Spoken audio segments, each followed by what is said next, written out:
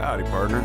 Welcome to one of the most northern parts of the United States of America. Travel with me upriver as we talk to a bunch of ladies and fellers and they share their tales of wit and wisdom.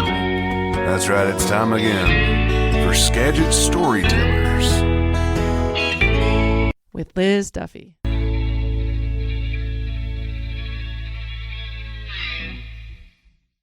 To many, I am school nurse Tessa, high school nurse, and I love that gig. It's a good gig. I am also Coach Tessa for young athletes and teams, and author. I have two daughters. They are 22 and 16, and one works at D1. Training athletes, so she didn't fall too far from the tree. She's cooler than I am, though.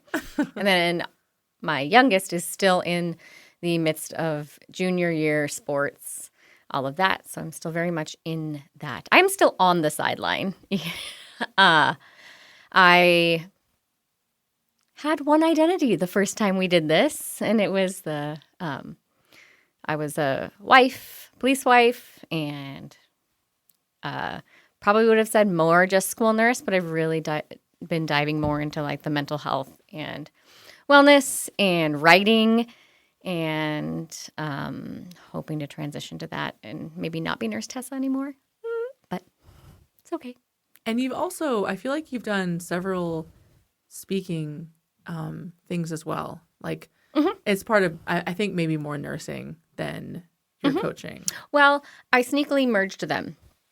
I did some how clinic nurses can support young athletes through injuries. I did a little training, a little continuing education with UW on that, and other signs to look for in athletes as far as eating disorders or how the injuries really impact them.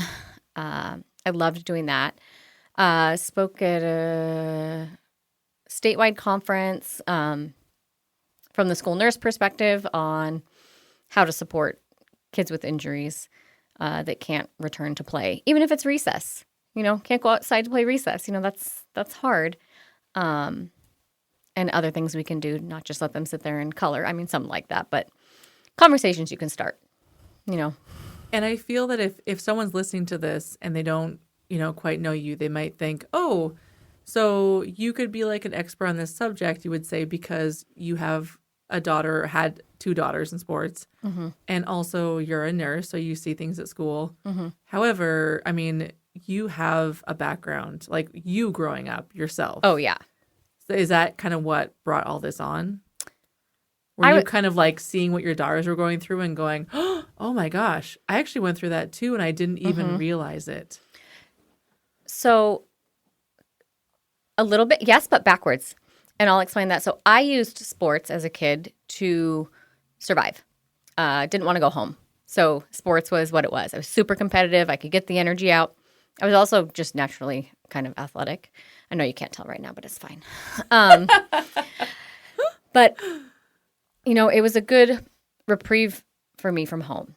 And I think I was fortunate to have some really good adults as coaches or older people as adults. Because now I think about it, I'm like, man, they were probably high schoolers.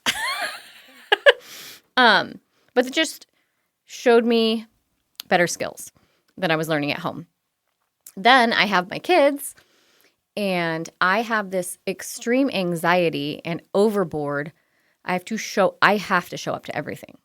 I am going to be the mom that brings the perfect orange pretzel goodie bag for the sports event. And I would apologize profusely if I missed an event. And my kids were like, we don't care. Like, you're always here.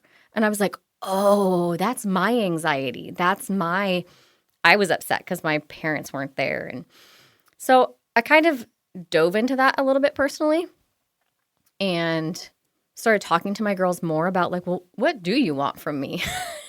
I'm like, because my heart was, You got to be there. They're going to remember this. They're going to remember when you're not sitting in the bleachers. They're going to remember. And my kids were like, yeah, we don't have that insecurity, which was amazing to learn and helped me let go of some things. But, and then I did my master's program in mental health and wellness and looked at prevention programs. And it kind of just fueled me a bit to just even dive deeper and kind of maybe demand more from our sports teams, knowing that there's kids like me, there's kids who are really talented and going to move forward, and there's kids who are learning life skills in sports. And when we have toxic environments, you're just spreading the toxic environment. And we put a lot of money into sports. I mean, society. There's also rec sports, which are great, but like, are we putting good adults in those positions to help those kids grow? Not just in like, can you kick a ball and make a goal, but like, can you know your teammates? Can you know what you want out of it? Do you what do you want from your parents? How do you want to communicate with your parents? And I think that starts at like, I mean, the research I did was 5th grade and above. So I didn't want to keep just catching kids in high school who had already created a vision of what they thought their athletic adventure would be. And then something goes wrong and they've lost years of like, well, no, but you did learn this. So I just wanted to call it out to the forefront. I had my friend Pete was over. He's a musician and he also paints his 9 to 5. And I said, hey, when you walk in a room or someone's house, do you sort of like notice like the paint jobs? He's like, oh yeah, right away. And he said it's really hard to block it out. So I'm picturing you at a game, say your daughter's playing. I mean, is it hard to balance like just enjoying watching your daughter, but also noticing all of the personalities, the coach, the interactions? That must be so hard. It's really hard. Are you and taking even notes? like nurses are even horrible about that. Like I'll be out there like diagnosing people. I'm like, oh, that's congestive heart failure right there. But Audrey even knows, like, I'll look at somebody on the other bench and I'll be like, she's about to have an asthma attack. And Audrey's like, what? Who? And like, even just like that kind of stuff I noticed. But, I noticed like the words parents say. And I'm not saying I was the good parent even 3 years ago. I probably should have been kicked out of some games. I get very passionate.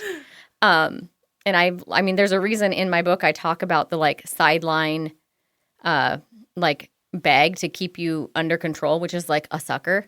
Put the sucker in your mouth. Like literally just a lollipop. Yeah. Put in your mouth. And that actually came from my youngest because it's not a metaphor. Put the lollipop in your mouth. No, put the lollipop in your mouth. About 5-6 years ago, Audrey was playing soccer and her dad is very loud also. And he, I don't know, yelled something and she yelled across the field, Dad put a sucker in it. I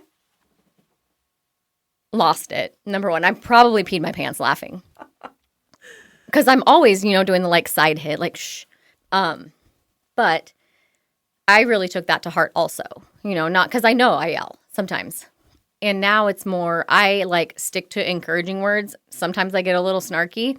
But I realized I was also getting overstimulated. That's just me learning about my body. And so I actually wear like the loops earbuds. Yeah, I have those, yeah. To just kind of like take it down. Because it's not just the game that's elevating me, but it's that it's loud. I'm observing everything. And I do have to turn off some sensory stuff. But that's a whole nother. That's for me. But yes, I sit there and I'm definitely like, oh man, that kid's going to have a rough car ride home. Yeah. Do you like just slip your card into all the parents' like bags? I Like, thought about it. call me. Call me. So I did. I went down to California and I was for a basketball tournament. And we were talking like a major facility. Like recently? This summer. Yeah. Okay. And some of the parents, I was like, is this we're doing this. And I went up to the director. I asked someone, I was like, hey, who's the director here? And I was like, here's my card. Maybe next time you have one, like, I'm happy to just have a booth on the side that, like, you could send parents to. It's like a calm down corner. Like, but yes, for parents. like a calm down corner. There's sensory items. Mm-hmm. Yeah. They can, tell me about their feel. Oh, my God. I'm a hand talker, so sorry if it's all choppy.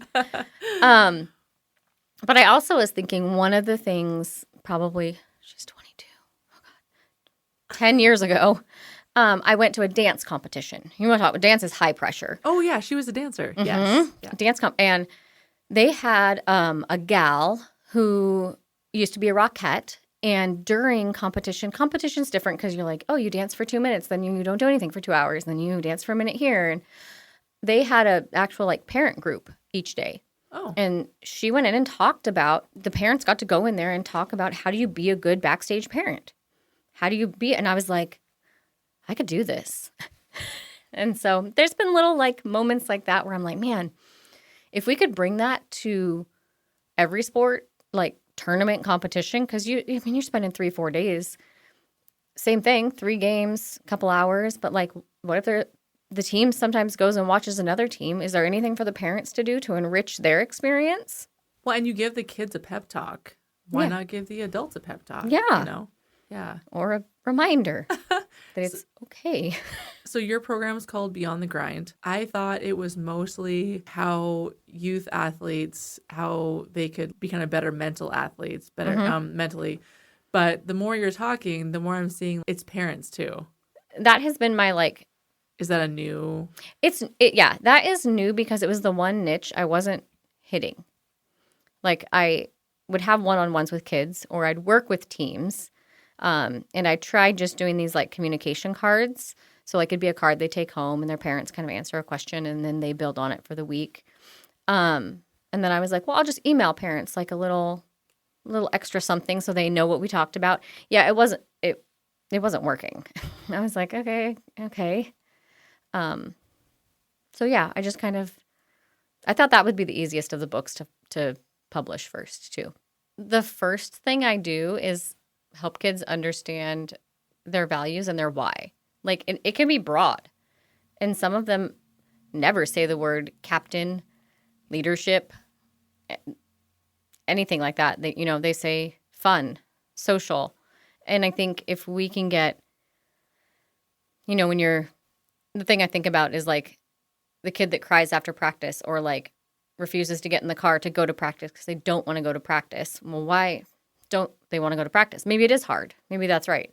But like, what is their outcome they are looking for from sports? Like, I don't know that we ask our kids that. So instead of just giving them 5 blanket tools to use to get in the car, back up and go, well, wait, why don't you want to go? And then work from there. Yeah. Yeah. Because I've even had conversations with my kids where I'm like, they don't want to go because they never get time with their friend. Their friend now plays on a different team. Okay. Well, then how do we mitigate that? Maybe we could get to know some of your teammates more and we can do ice cream afterwards. That'll give you some social time and we can find a time where we can invite your other friend over and figure out like just what's ticking for them and what's not. And, just like, I can't say you need to have better footwork. You have to go to practice. My daughter's like, I don't care about footwork.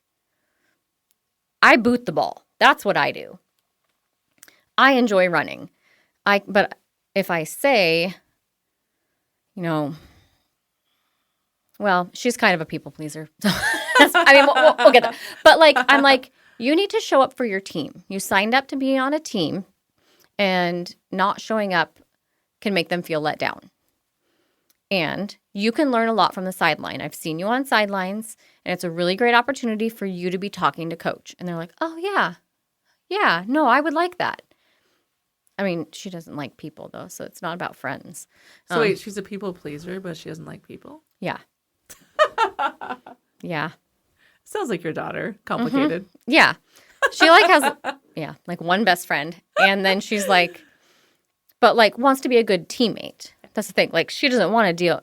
Like if it's a gossipy team, she would be kicking and screaming to go to practice. She'd be like, no, I don't want to go. I don't want to go and sit there and listen to people talk about other people.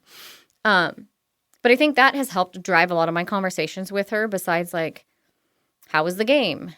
Like, well, it sucked. Okay, well, and I've learned if I ask her, how do you feel that you played?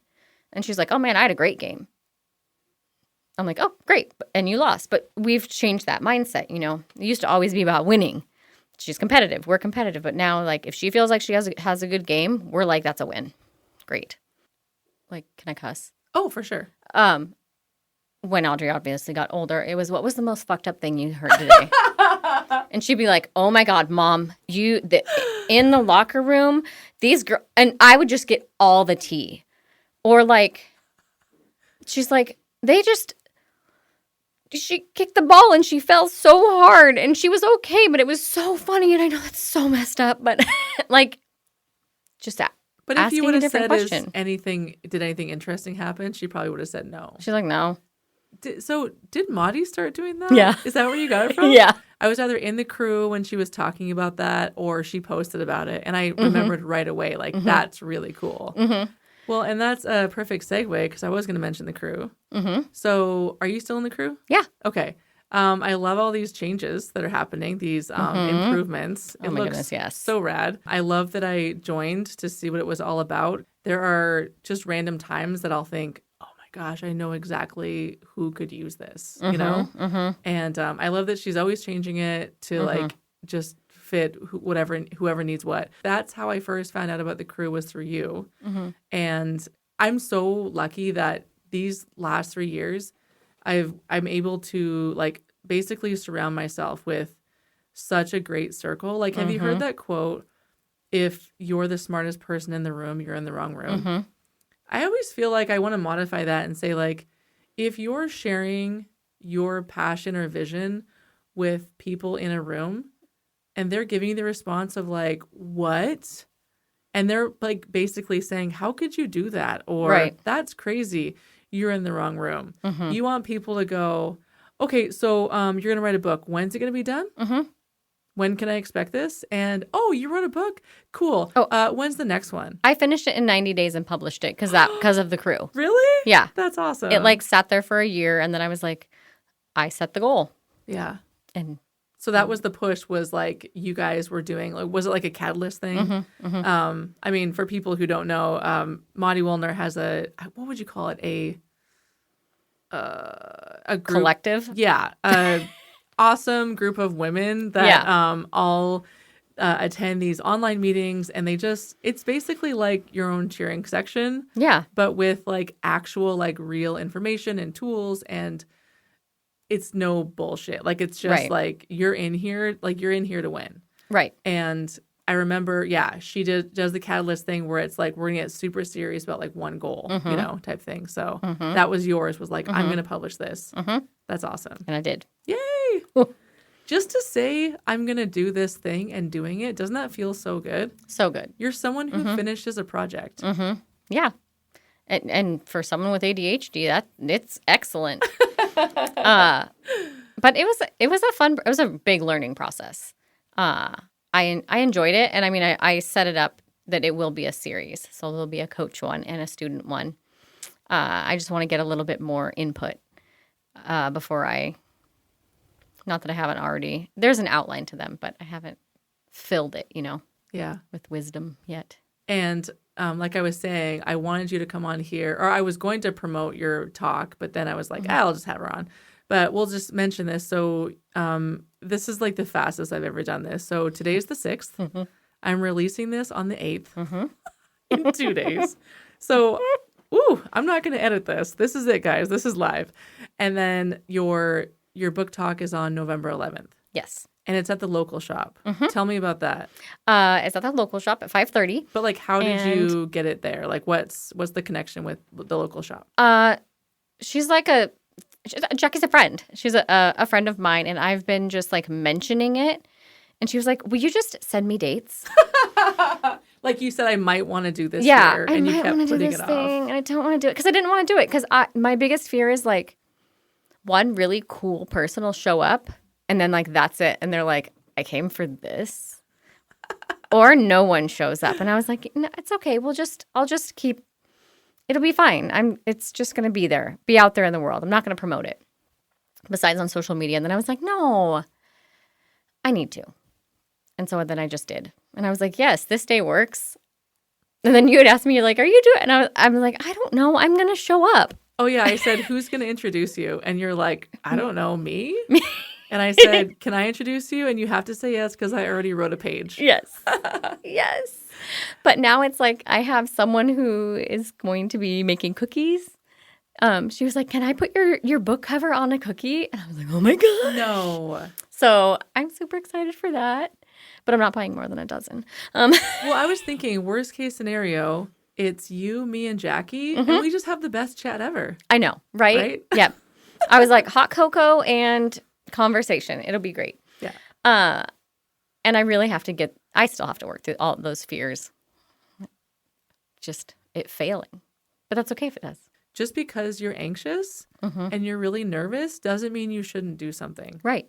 Yeah. Yeah. It's Acknowledge that you're nervous. yeah. Hey, stomach, we're going to do this anyway. Yeah. Hold it together. I think everyone else thinks that everyone else has it figured out, Right. but they don't. Mm-hmm. I mean, that's a whole life thing, adult. right? Like, wait, Their marriage was perfect. What happened? I can't imagine. That quintessential couple. Yeah. I know. And I enjoy speaking. Like, really, I enjoy it. And I know some people are like, do not put me in front of a crowd. But, like, don't, like, some one-on-one conversations are really hard. Like, I would rather be talking to a crowd. Oh, so is that you're worried that there will be no crowd? Mm-hmm. So you'll be talking to two people. Got it. Yeah. Yeah. But it's fine. It's Yeah. fine. Everything's fine. I always just say it's fine. Everything's fine. Have you heard some of my why not tries recently? So, I mean, the director of a very large, like with Kobe Bryant's business, like literally runs basketball tournaments all around the country. Huge. Threw my card at him. Was invited to a Mariners game to meet their general manager. And I just told him he needed to read my book, and I gave it to him. I was like, I mean, he's going to read it or not. I joined WISE, Women in Sports and Events in Seattle. And so I got to go to meet someone who is part of the planning for FIFA and just chat with them. You know, nothing has specifically come out of any of it, but connection, which is fine. I also met the general director of WIAA. And so kind of have had some email communications there and just like, you know, I haven't been hired by a local school because everyone sees me as Nurse Tessa, and that's fine. So I'm like, fine, I'll see if the Sounders will hire me. Maybe the Sounders might not need your resource, but maybe there's like a farm team that they have or Right. some kind of like high school outreach thing that they're like, oh, wait a minute, this would be perfect for that. Right. And that's one of the things that at the Mariners game that he had talked about. He talked about how they support their kids with programs. They actually make them do like life skills programs. Like you need to know how to have good credit and Really? follow your money and how to invest it and how to, yeah. And so it was great to hear. And so I was really excited. That's cool. So yeah, but like so scared. I'm like, what am I doing here? Like, what am I doing here in this space? And then I just took up space. I was the only one who walked up to him. You were? Yeah. I was just like, hi, I'm Tessa. Yeah. Oh yeah, I've gotten a few no's, and I'm like, yep, that wasn't meant for me. Yeah. But you know what? When you get a no, I don't know about you, but when I get a no, I'm like, oh, they responded. Because like a lot of people just don't even respond. So when I get a no, I'm like, oh, attention. Someone like actually like read through my thing, said it wasn't for them. And I was like, oh, but my name's in there now. Yeah. I really dislike the ghosting, especially in like a business or like trying to build a relationship connection. But then I'm like, that's not someone I want to work with. Yeah. Who doesn't have the balls to say, yeah, you know, you're not a right fit. Yeah. I don't really understand what you do. I do get a lot of that.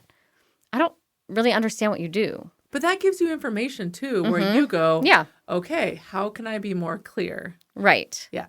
And I'm like, kids don't like you. You're mean. And the parents have asked me to come in and talk to you. I've only had that once. Really? Parents have asked you? Yeah. They're like, you got to go talk to this coach.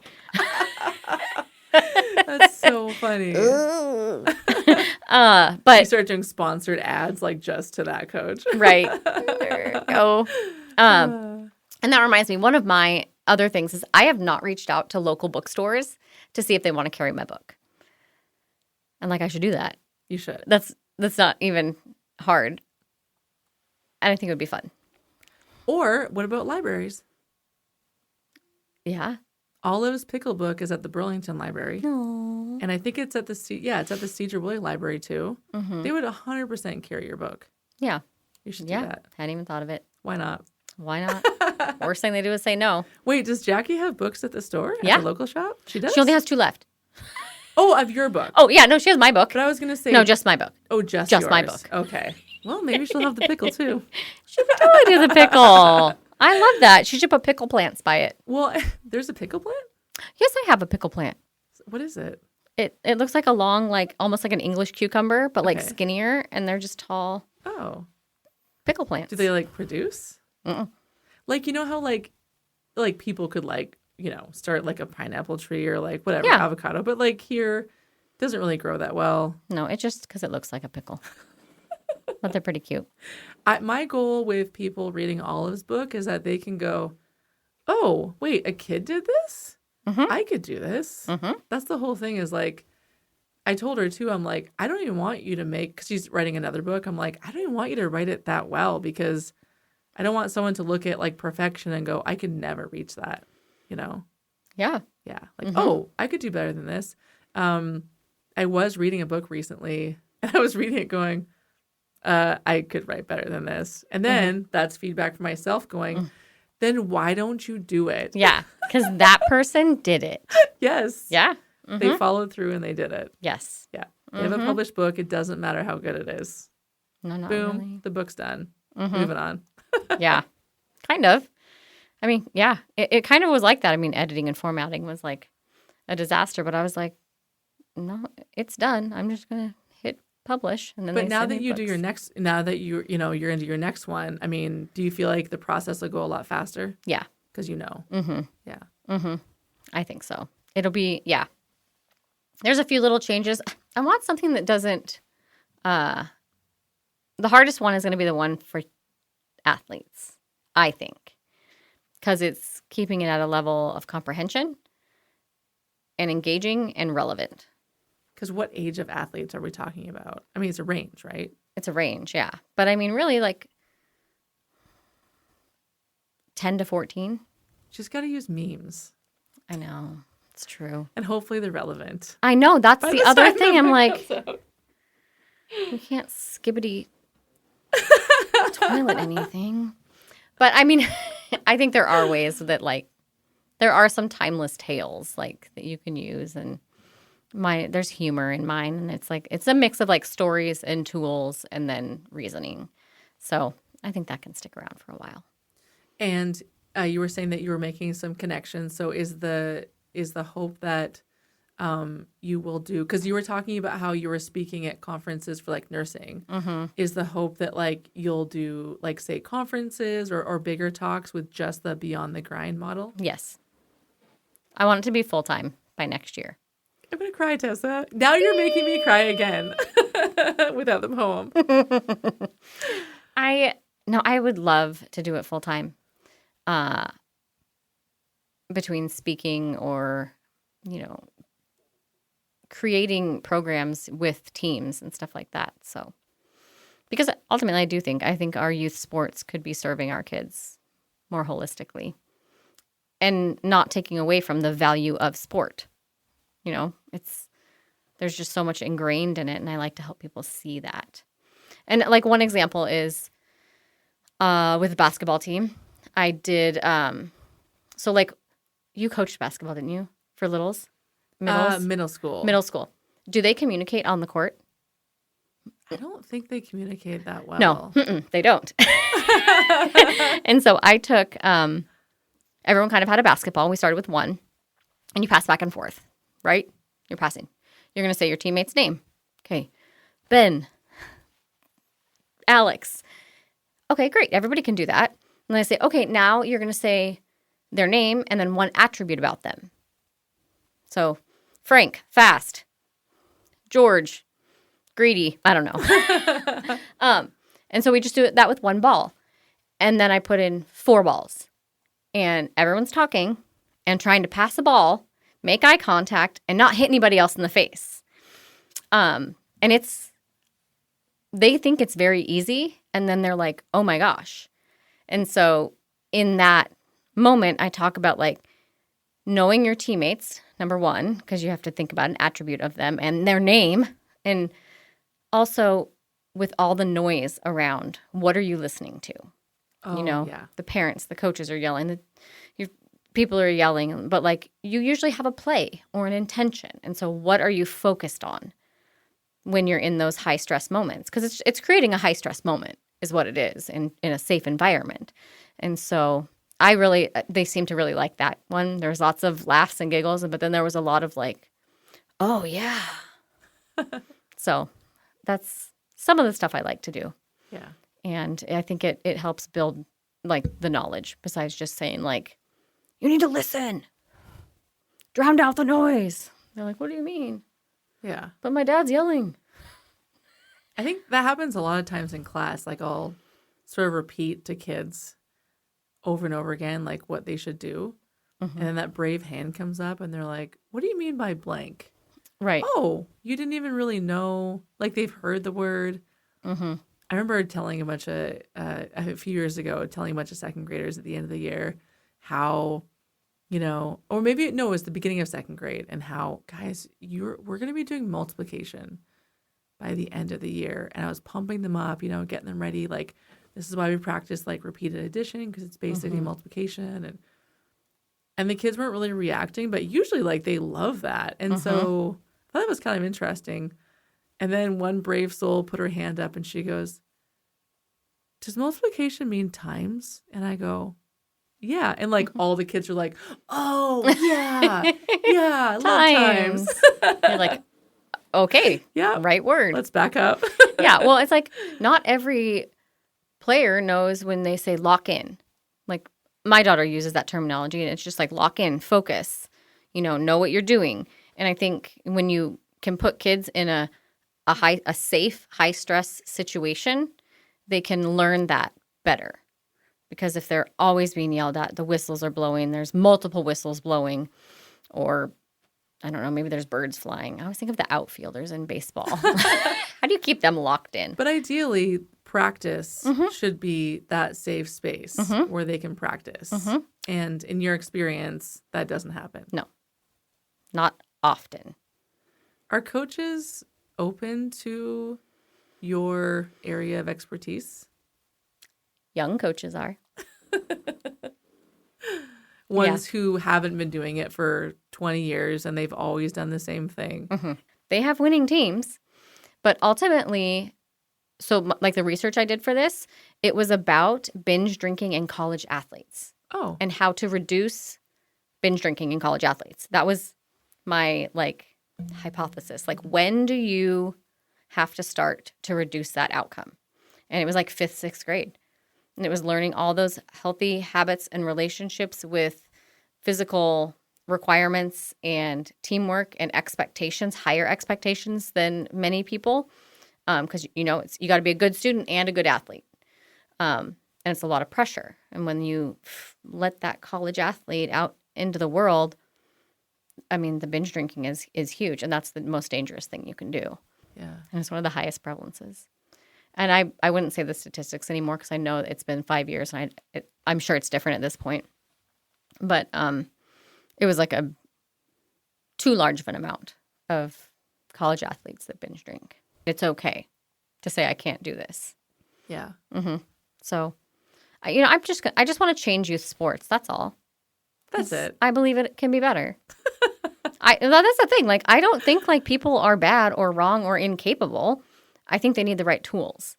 And it's like, no, I have some really great ideas for you that could really make your teams prevail. Or you don't see that drop in, not enrollment, but like in how many people are on the team at 14, 15 years old. Because that's when you start losing them. You know, that high school transition, kids will go one way or the other. And maybe you get 3 more years out of that kid that maybe rides the bench most of the time, but at least he knows his value on the team.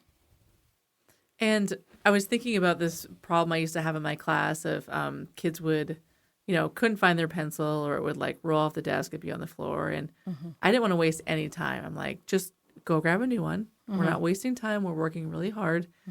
This year I was thinking about, okay, maybe I'll have like a job where maybe like before we transition to something else, a kid just does like a sweep. And there we go. All the pencils are off the floor, because it just drove me crazy seeing that. I was dealing with a lot more last year, so I didn't really care. I was like, just grab a new pencil. This year I went, okay, why are they rolling why are they rolling onto the floor? We have these plain tables. They just roll. Okay, well, hey, wait, what if I put a piece of tape on it? If I put what about Velcro? I did actually think about that.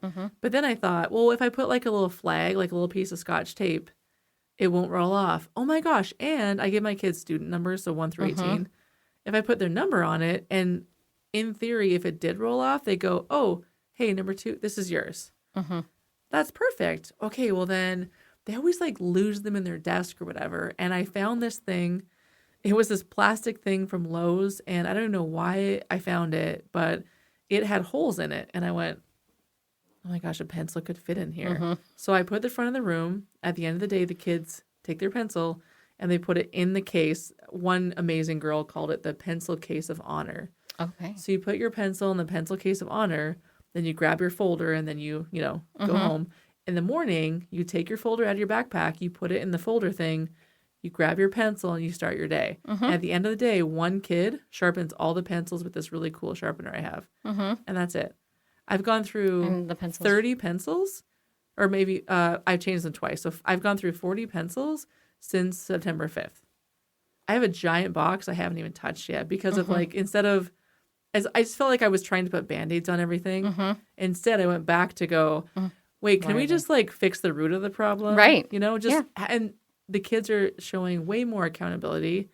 I know it's just a pencil. But it's like not just a pencil. I know. It could mean so much more. We need that shirt. It's not just a pencil.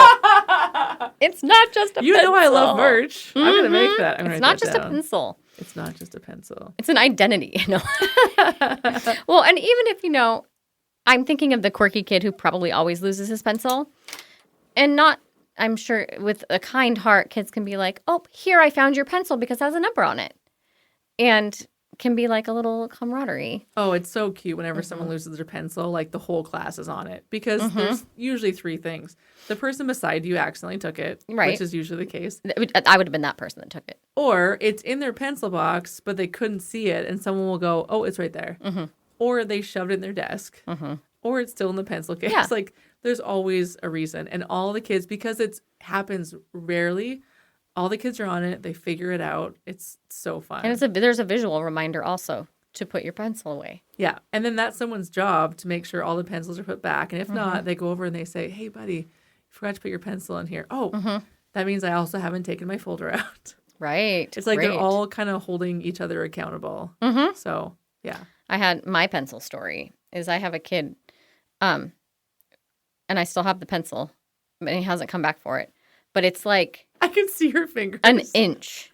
That's like his commitment to that pencil. I have literally, girls have come in and I've been like, ladies, find you a man who can use a pencil to the very end. That's commitment. This is commitment. He has committed because he had to. It wasn't mechanical. He had to sharpen it.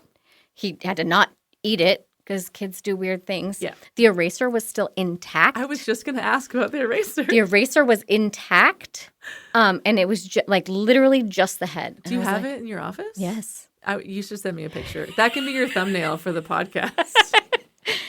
What's your pencil story with Tessa? Yes. What is your pencil story? Everyone has a pencil story, but I was like, I need that kid to come back. Like, I can't remember his name or it was just one of those the end of the day, and I went to pick up stuff and I was like, wow. I'm so impressed by this pencil. But yeah, your program is instead of figuring out how to stop college athletes from drinking on the college level, you're like, let's go back 8 years. Mm-hmm. And instead of putting a Band-Aid on it, like figure out why the kids are getting cut in the first place. Right. You know? Yeah. Yeah. Yeah. All right, Tessa. Well, thank you for coming on. I'll point everyone in all the directions of your links. Any parting words for our listeners? Just remember that everything that you learn in life can be applied to different areas. And so taking your journey with sports can be growing you into whatever it is that you want to be when you grow up. And you can gain so many skills from that. And enjoy the ride. Don't try to make it perfect. Thank you, Tessa.